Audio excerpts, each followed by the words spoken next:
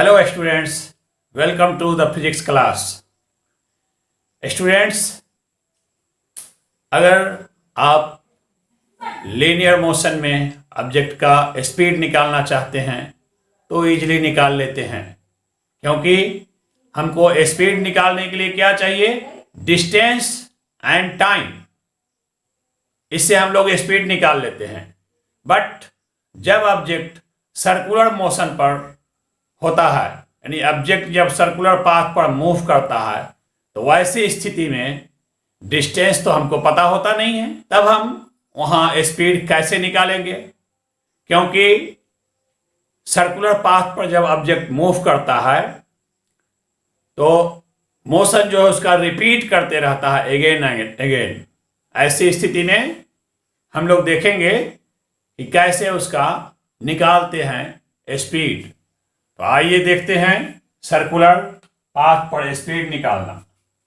Suppose करते हैं कि ऑब्जेक्ट जो है आर रेडियस वाला सर्कुलर पाथ पर मूव कर रहा है।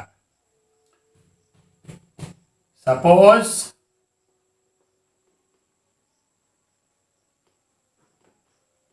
Object is moving on circular path of radius r।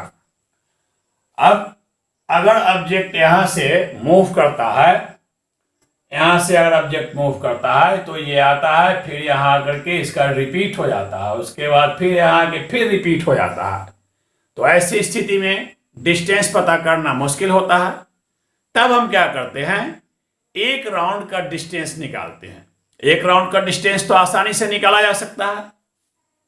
तो जब आर रेडियस पर ऑब्जेक्ट मूव करता है, then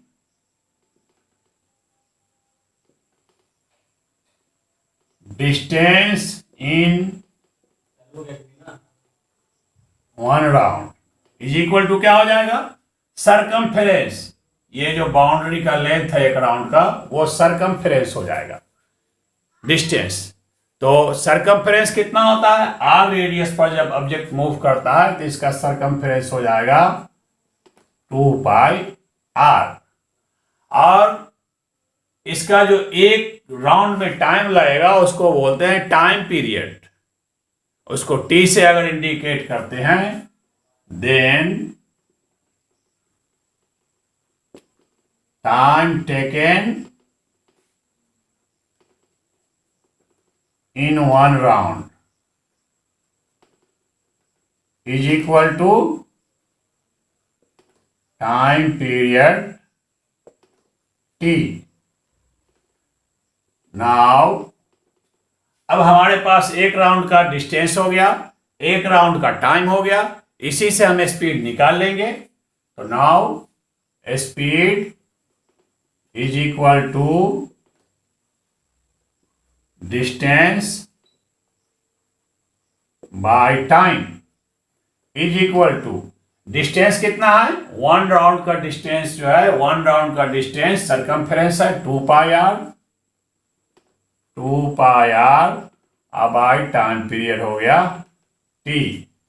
hence speed on circular path is equal to 2 pi r by T. और इस प्रकार इस फॉर्मूला से हम लोग सर्कुलर पाथ पर मूविंग ऑब्जेक्ट का डिस्टेंस निकाल लेते हैं इजीली। अब देखिए, अगर ऑब्जेक्ट एक राउंड पूरा मूव नहीं करता है तब क्या करेंगे? तब कुछ ना कुछ तो मूव करेगा। अब सपोज कीजिए कि ऑब्जेक्ट जो है ए से बी पर चला आया और इतना जो डिस्टेंस कवर है वो है एस, एंगल थीटा बना दिया। तो if object covers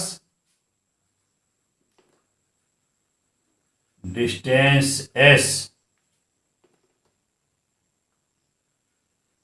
in time t second, अगर यहां से यहां तक आने में टाइम लगा t और यहां से यहां तक डिस्टेंस कवर है s, तो इससे भी हम सर्कुलर पाथ पर का जो है मोशन ये स्पीड निकाल सकते हैं। Then speed is equal to